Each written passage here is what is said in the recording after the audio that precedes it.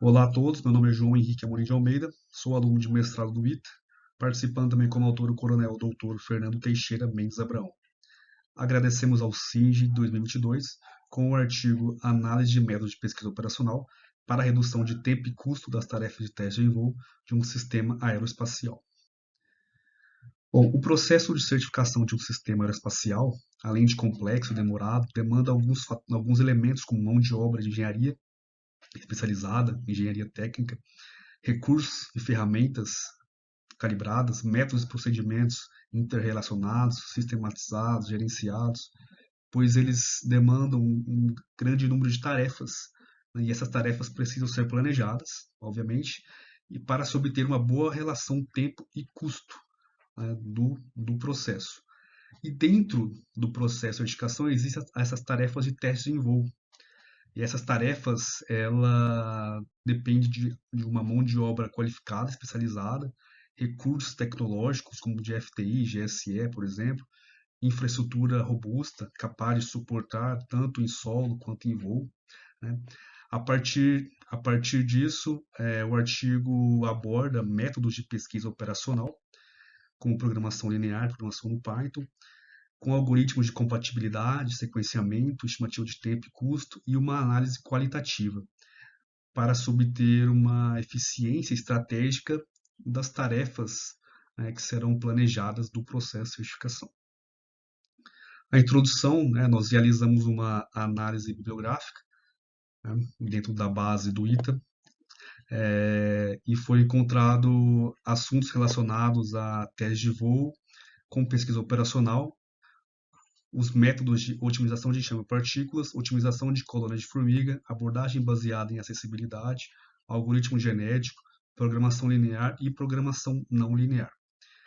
Dentro dessa pesquisa também, recentemente, o autor Xuan-Fei Xu, recentemente, 2021, ele encontrou o resultado aqui no seu trabalho de um cenário ótimo, de um período de teste em voo, saindo de 940 dias para 703 dias, realizando 50 interações na sua programação.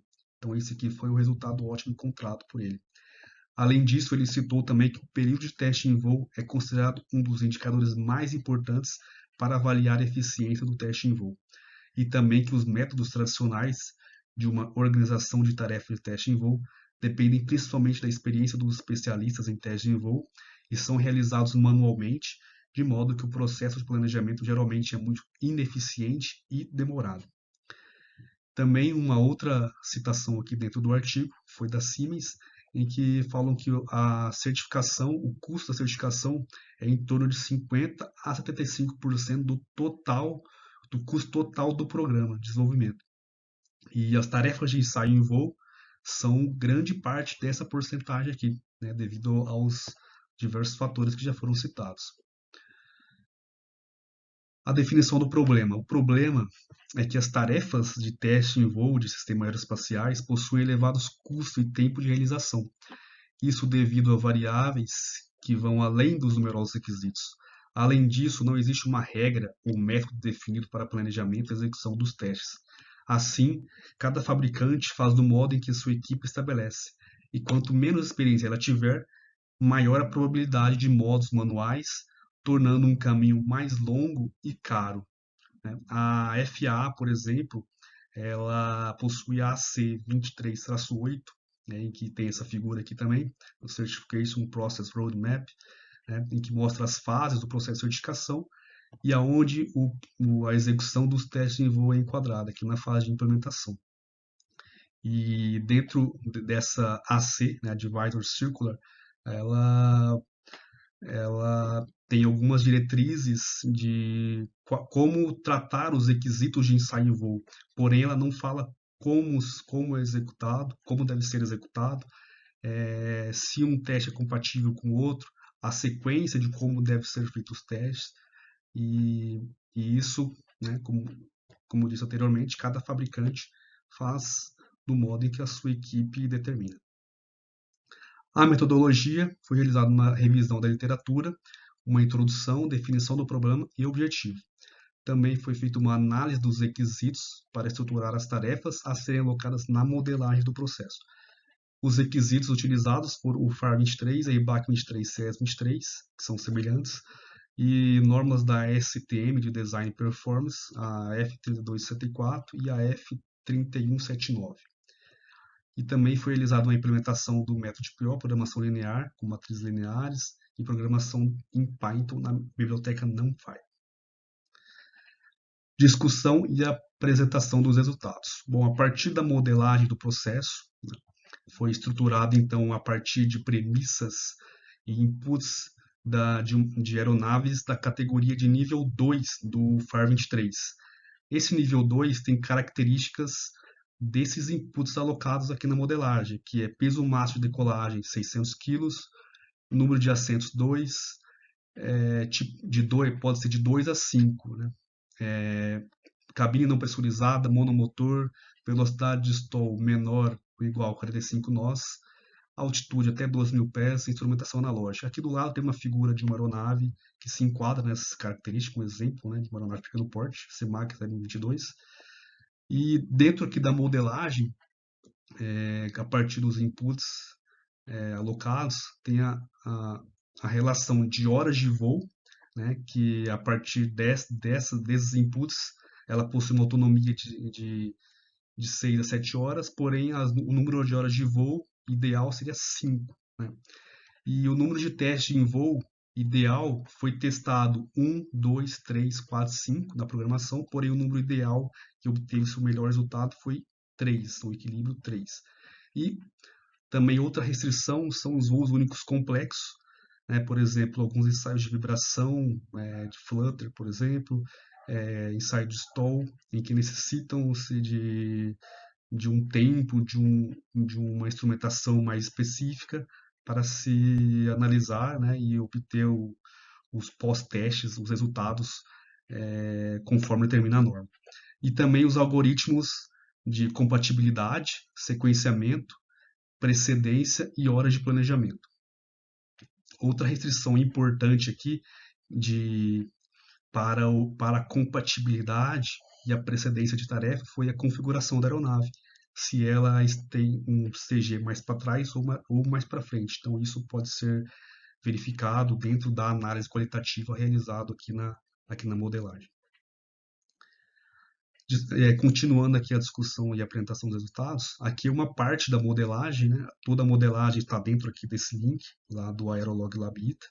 Aqui nessa tabela 2 está a sequência de como a programação foi gerada e a partir do sequenciamento de compatibilidade. Por exemplo, aqui coluna 2, teste em voo 1, teste em voo 2, teste em voo 3. Nessa sequência 9 foi realizado apenas um teste. Na sequência 10, 3 testes com 5 horas. Na tarefa 59 não foi nenhum teste foi realizado apenas os elementos aqui da tabela 4, né, vai do 1 ao 8 aqui. E na tarefa 69, apenas 2 testes. E a tabela 3, ela mostra aqui, a partir da programação, como que foi o sequenciamento e a compatibilidade dos testes, né, desde a sequência 3 até a 131. Né. Ao todo foram da 1 até a 183. E algumas ficam vagas, né, como a 59 aqui, devido aos pré-testes e pós-testes realizados. E na conclusão, a partir da programação, né, nós fizemos uma modelagem em cima e os testes em cima de 2 cenários, cenário C1 e cenário C2. E concluímos que, utilizando técnicas de programação, o C2 apresentou maior eficiência quando comparado ao modo C1.